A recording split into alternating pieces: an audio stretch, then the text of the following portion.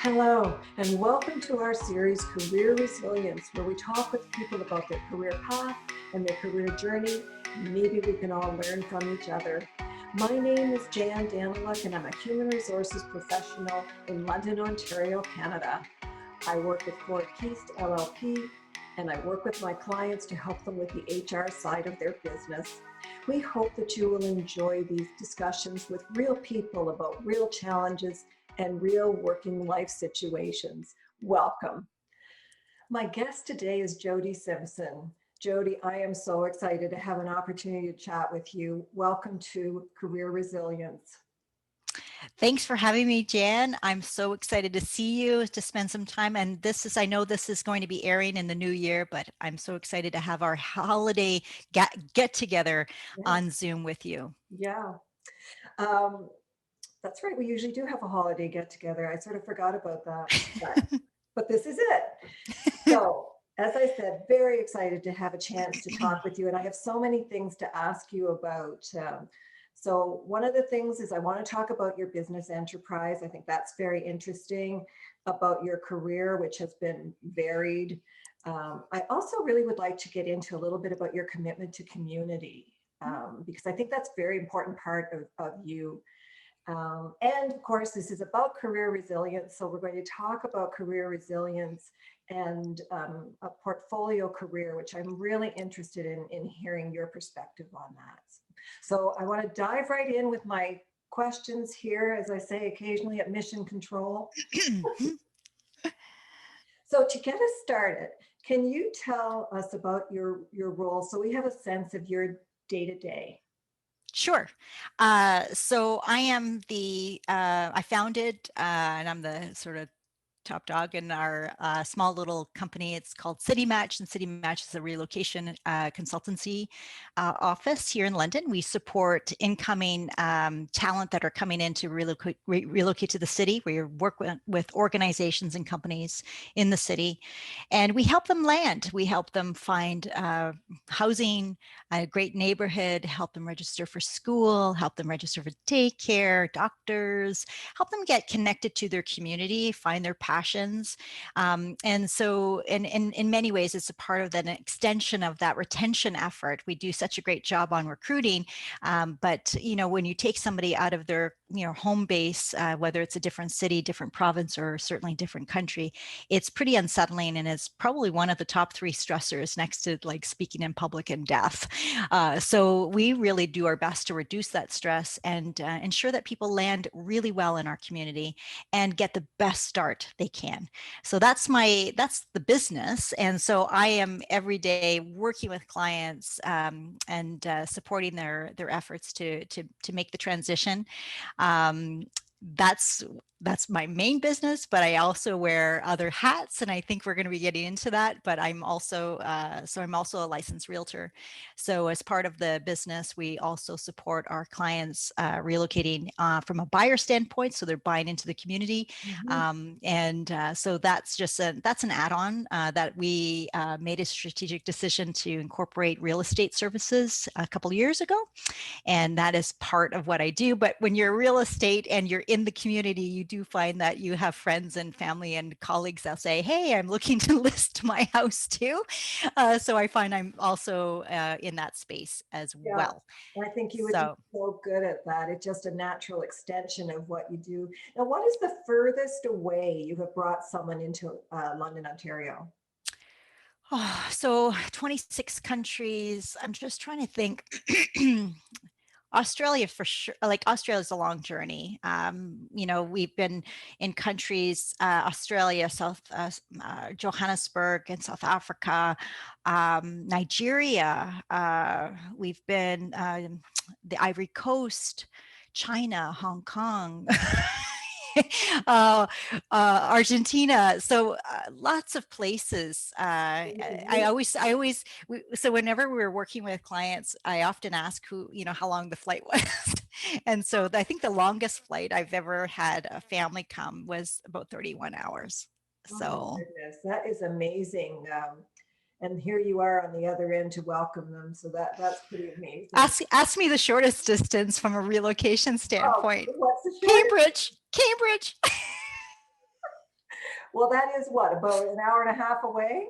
No, 45 minutes. Oh, okay. Plus I would say depending on how you're traveling, but from my end of the town, it's about 45-minute drive.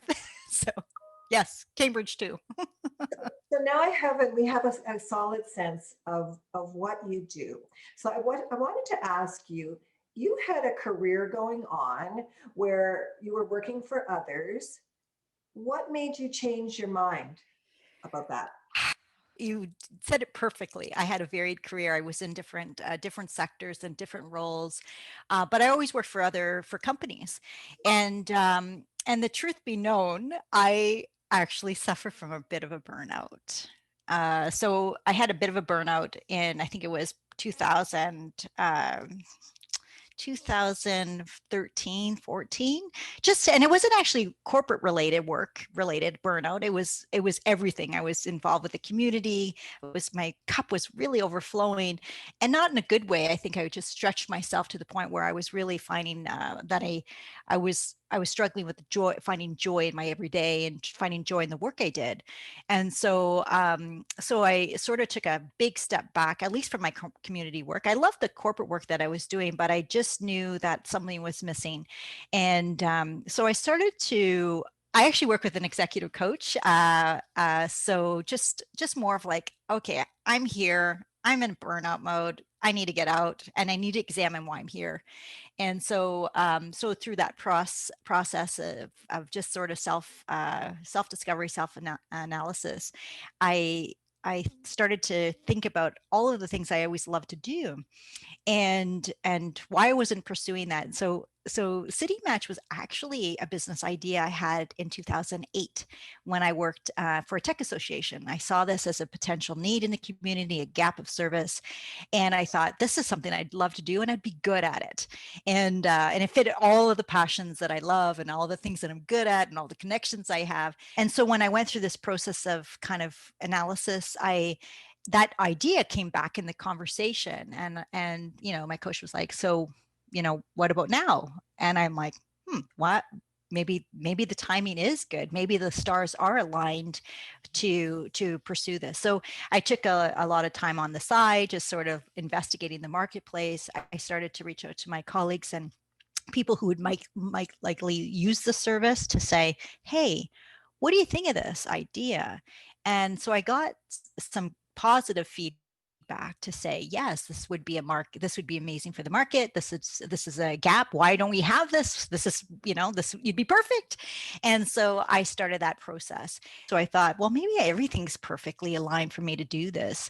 And so there I made that commitment. I made the commitment to launch the business. I was fortunate to have a partner who was an entrepreneur who said, just just do it. And so I parked a lot of that fear and just said, okay, let's give this a whirl. At the end of the day, the worst case scenario is if I fail, I just get a job. So that's really, at the end of the day, I used to tell my friends and people I worked with in this tech association, about their ideas about going into entrepreneurship. And I said, well, what's your fear? Well, what if I fail? I'm like, okay. And I use that same logic on me, and it works. So I'm still here. It's 5 years later, over 5 years later. I wanted to dig in on a couple of things that you said there. You said, I figure if I failed, I just get a job. I don't think people think in those terms. I think if they think, if I fail, oh my gosh, it's going to be a complete disaster. And I like the fact that you think in terms of options. Yes. Yes. I think that's actually, that's one thing I started to realize is that, um, when because if we were to give this advice to our loved one, this is probably what we would say. It's just like, okay, so face your fears. What does that look like? Okay, so then what happens? You fail. All right, so then you regroup and you apply for a job, or you look for a job, or you start a job, or you start a different kind of line of work. It's not also, the end. I agree. And you know what? I think it's success or fail. And we forget to add the third one, which is success or fail or tried. How fantastic Yes. is that? You And tried. maybe try again. So try Fourth, again. fourth one, try again. So what do you think have been the most difficult steps on this 5-year journey with CityMatch? So when I launched the business, I had a big, I had a lot of lift, which was incredible for an entrepreneur to get some great lift. I had some media pickup, which was extraordinary. I wouldn't have ever expected it. I think I was the London Inc. Well, now it was London Business Magazine at the time. I wanted to do a cover story. I hadn't even lined a client yet, so I felt like this pressure of having to be successful because here I am, I'm on the cover. What does that say, right? People think, oh, successful person. I had not a client lined up at that point. Thankfully, when by the time the photos were done, I did have a client that I could profile in the article. But I remember feeling this incredible amount of pressure of being successful. I had great, really promising conversations, but then everything was slow to move.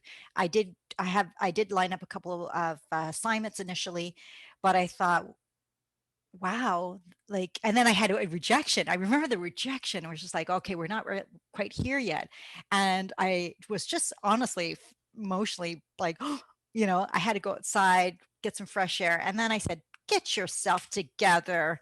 You're going to have to be a little bit more resilient. And I stepped outside of myself to be the voice of the advice I would give my friend, who is launching a Yeah. business, to be gentle and just, and things will come together. So I think that was the first lesson, was to deal with this, to realize that extraordinary pressure wasn't really mine to own. I was going to launch this business on my own.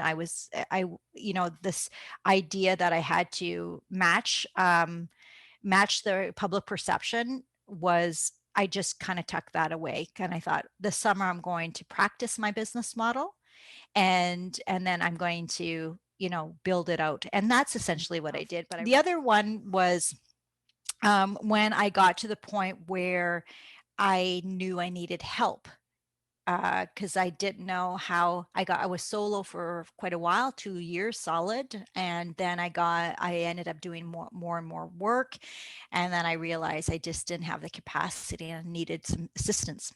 And so, going through that journey of making a hire and then hiring your husband, well, my husband now, was a bit of a, you know, Yeah. I didn't know how to share the work. I did not know. I was so tied in my own little world. To start to delegate and share and open that up was a little bit more challenging than I expected. So that leads me very nicely into my next question. And you are such a high energy person. How do you maintain that level of energy without eventually hitting a wall? And I think it would be really nice for, I mean, I consider I'm high energy, but I am not in your league. So tell me how you do that. So, I think I've always operated at a high octave, in terms of, like, just, the output I have it is pretty high. I mean, I like, just now, sometimes when I think about what I've got on my plate now, with, I serve on a volunteer board. I'm on a corporate board of directors. I'm on I've got CityMatch, got real got real estate. I've got all these things going on, and I'm like, sometimes I laugh at it because I'm like, what? This is crazy. But I think it's the so I have failed in the past of burnout. I mean, I have had burnout before. So I know I'm not, I know I can run the risk of, burning all the candles, in both ends, and just, and hitting that wall. Um, but over the since I've launched the business and coming out of that initial burnout, I have some coping skills and some things that I've incorporated in my day-to-day life that has been critical for my balance and wellness, and monitoring things, and they come in the form of, I journal every single day. 30 minutes. I get up at, like 6 o'clock, I do my 30 minutes of journaling and then I go into the work mode. But that 30 minutes of journaling is really, really critical for me to set my intentions of the day, and also to tune in of how I'm feeling and what's going on in my world as well, to be self-aware. So that's been critical. Um, the other piece is that I do my best to protect my time and to ensure I have downtime and space to breathe and to think through what I have on my plate. When they're jam packed, you're not functioning very well because you're just running from one thing to the next. So if you can purposely give yourself time for space, carve out your dedicated lunch, your 20-minute meditation mid-afternoon, that end of day walk to let go of the day. Those are really, really helpful for me to maintain that sort of balance and perspective. Another one is I manage my calendar. And so I do my best to manage my calendar. I sometimes gets away from me, but I try my best to monitor, to look at it, and to know. I know when my busy season is, and so I say, okay, like this is when I need to hold back, and I'm going into January and February, which is an intensive period for us. We do a very large group move, and so I just let everybody know, I'm so sorry, I'm just unable to do anything. I won't see you. I won't visit with you. I won't. Well, COVID makes it, it makes it easier. But I basically really protect it, and I say no a lot more than I ever did. And I think saying no is probably the best thing for anybody who's taking on a lot, and that's a no for people who have kids and families and demands of work. I feel like that is probably the biggest superpower, is your ability to say no, not at this time. So. That's excellent. And what I loved about those things that you listed off is that they're practical. And I am practical in nature. And I like that those are specific things. They're not just saying, well, I practice mindfulness. And I think that's great. It's wonderful to practice mindfulness, but I like that you have a bunch of different things that you bring in as your aids. Um, are you your own best friend? Uh, I think when that's a hard question because I don't know what that really means. I feel like, I think over the years, I've been a better friend to myself over time.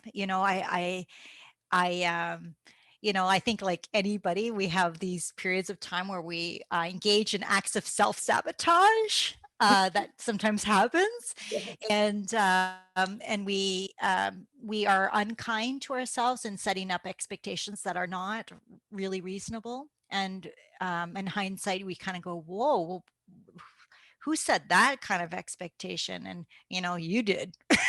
So I think I've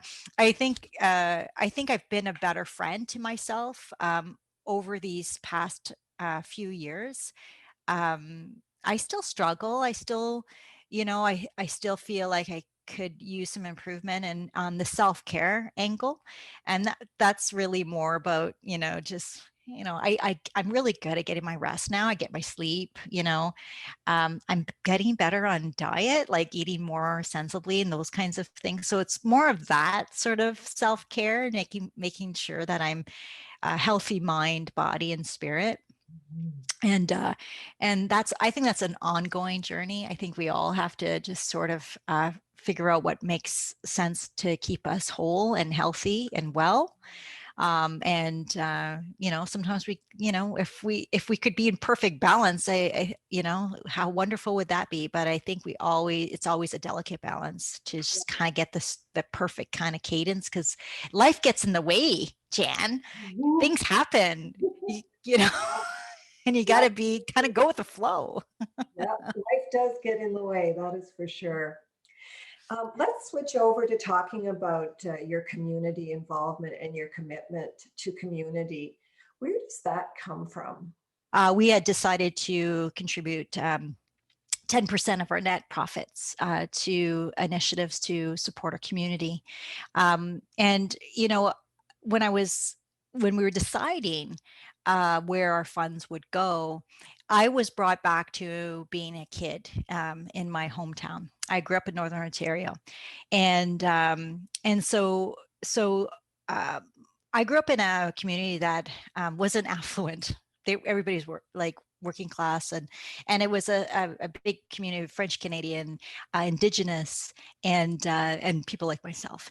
I and what I found was that I was I really participated in an organization called, and we have them in all through Canadian communities, called the Friendship Centers, the First Nations Friendship Centers, and that was my first foray into community. And I did that as a kid, doing programming. It was all Indigenous focused, so it was around working with studying under elders. It would crafting, drumming circles, all of these kinds of really cool experiences.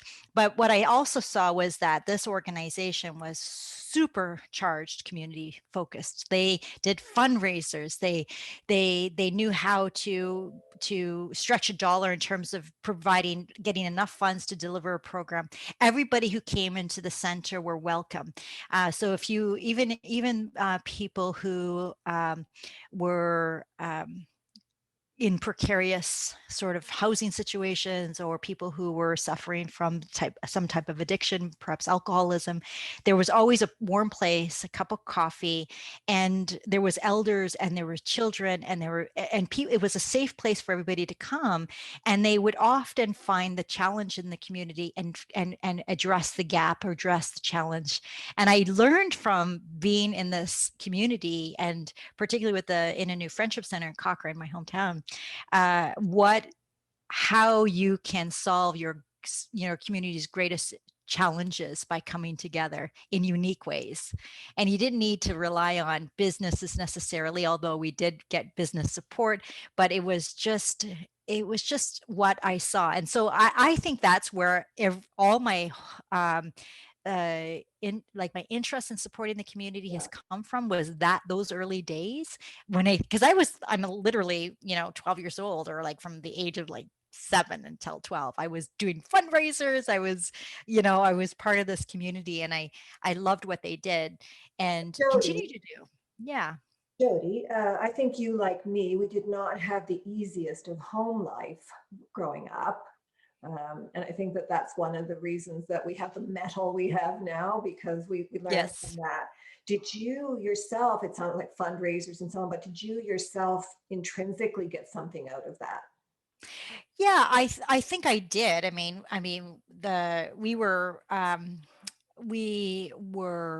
a community, like our family was economically disadvantaged, and that's where I came from. So I loved um I loved how we could support each other, and Mhm. without stigma, without shame, that the community could come together and support, and with open, warm embrace. And I thought that's how all community should be, is Yeah, to support each other. And it's funny. So going full circle, this year when we made that announcement, we decided that we would support Outloza and their Indigenous homeless program. And so it was just like it sort of like it did feel for circle for us, and to kind of return to those original roots of working with an Indigenous community that knows how to intrinsically support themselves with their cultural understanding and everything. I love the story of that and how it so ties into your values and the core of you as this person with such integrity and such kindness. And I just love that story. That just warms my heart. I do want to switch over to pure career resilience, because, of course, that's what this podcast and series is all about, the video series. Um, you indicated when we were talking before about getting together like this, about a portfolio career. And I really love that as an idea, because I think, Jodi, that people struggle with their careers and finding themselves and finding their happiness. And it's so important to enjoy your job, but so many people don't.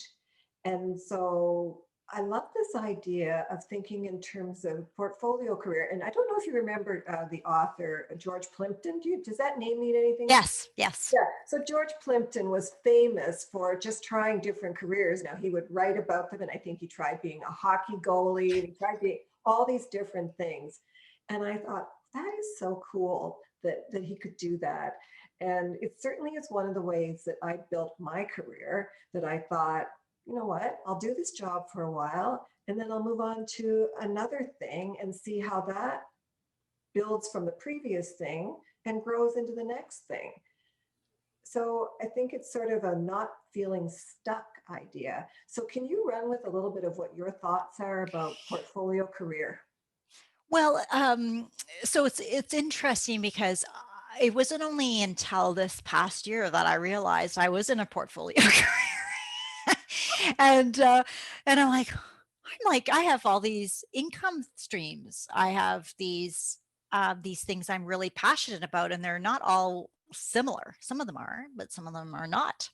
And I realized that I loved it. I love the ability to fill my cup with everything that I love to do. And it also gave interesting and even just thinking about COVID too, right? Just it's also gave me some economic stability across in all of these.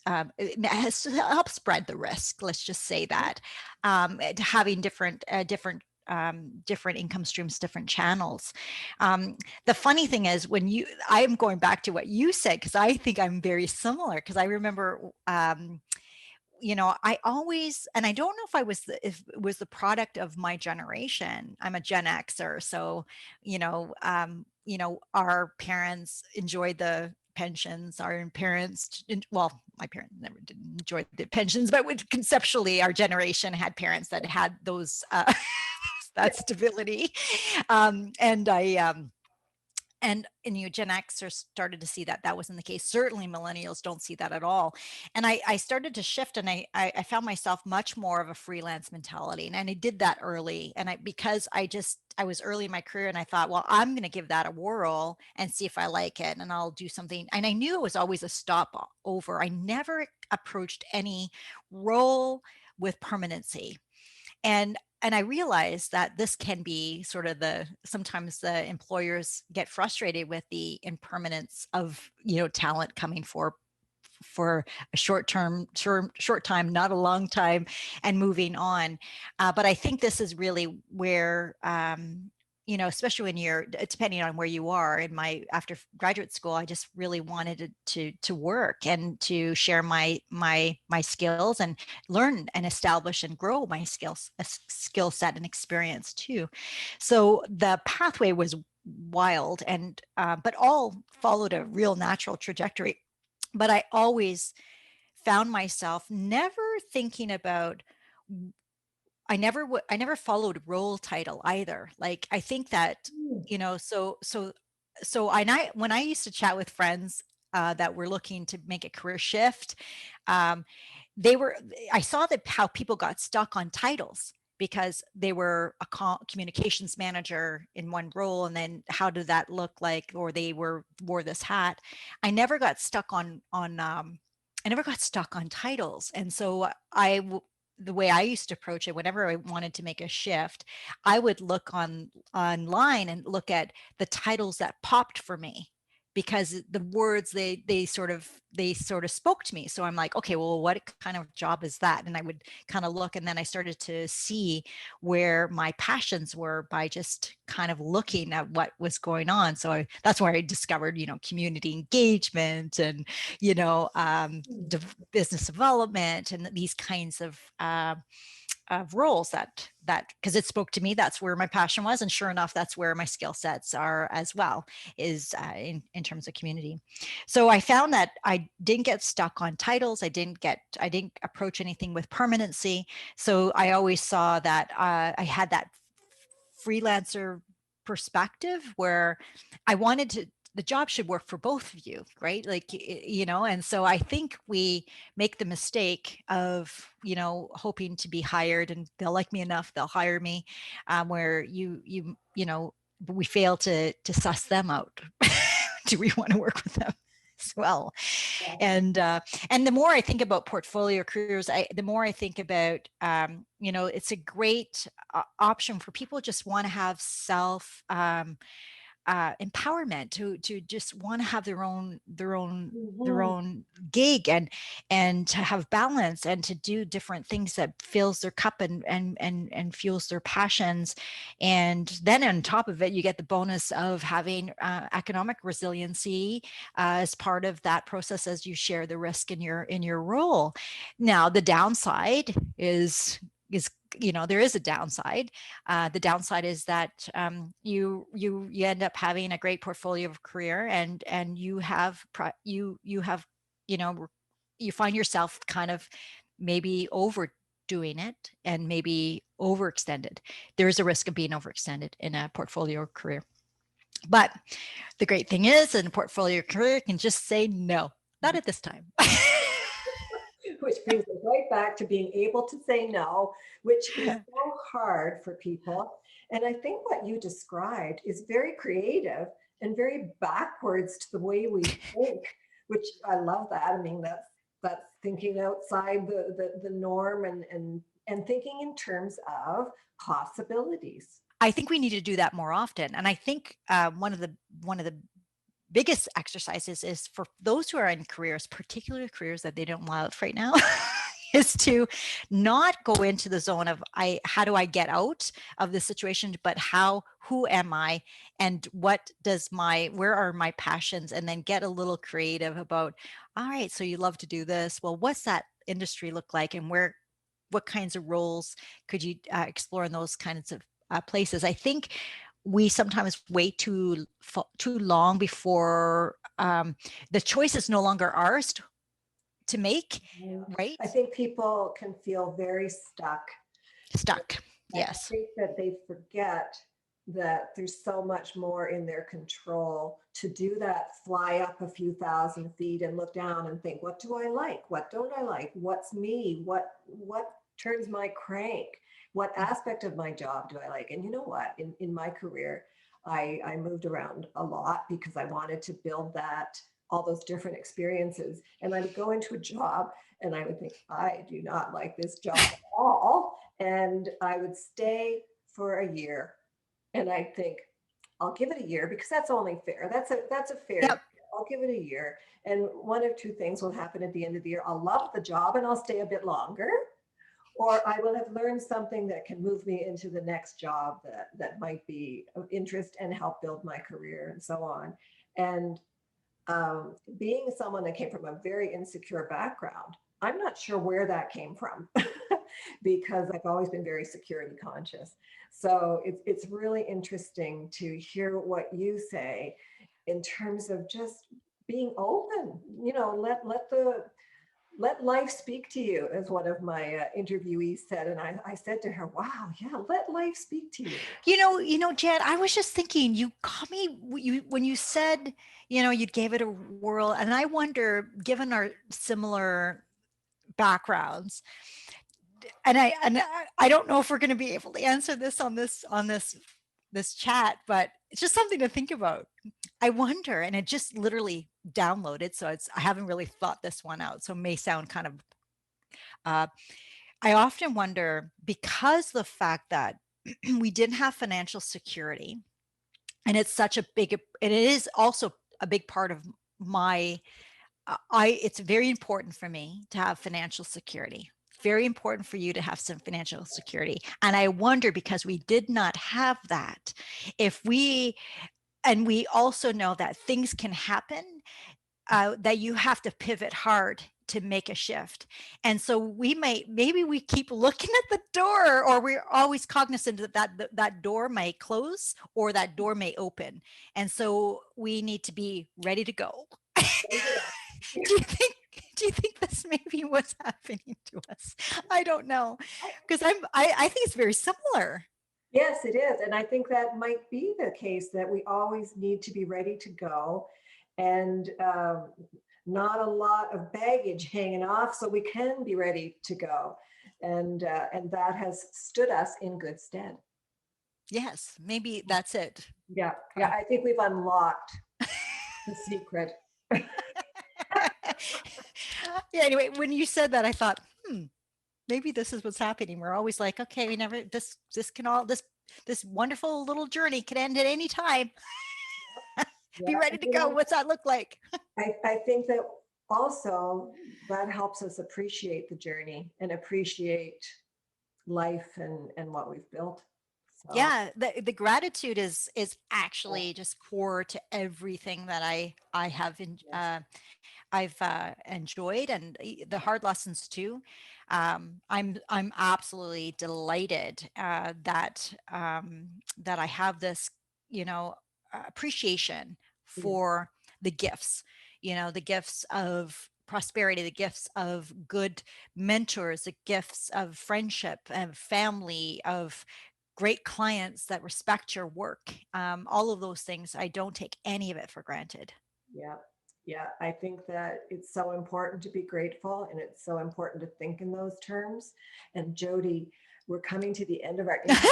I just want to say how grateful I am to have had this chat with you, because it's just been so interesting to hear about your philosophies and your path and your stick to itiveness. And as I said, your incredible energy. All of us know that when it comes to energy, we look in your direction and can only hope to have some of that passion. So thank you very much for chatting with me today.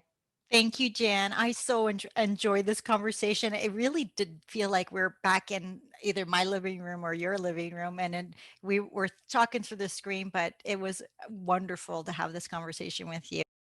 So, to our listeners and viewers, I hope that you've enjoyed our conversation today. It's been wide ranging, and Jodi is someone that I so admire. So, to have had this opportunity to share her thoughts with you has been a real gift. And as we said, we're discussing these things just as we ramp up to Christmas. So, when gratitude is something that is in all our minds. So all the best of 2021 as we launch into this new year, and until we meet again, thanks. Thanks, Jan.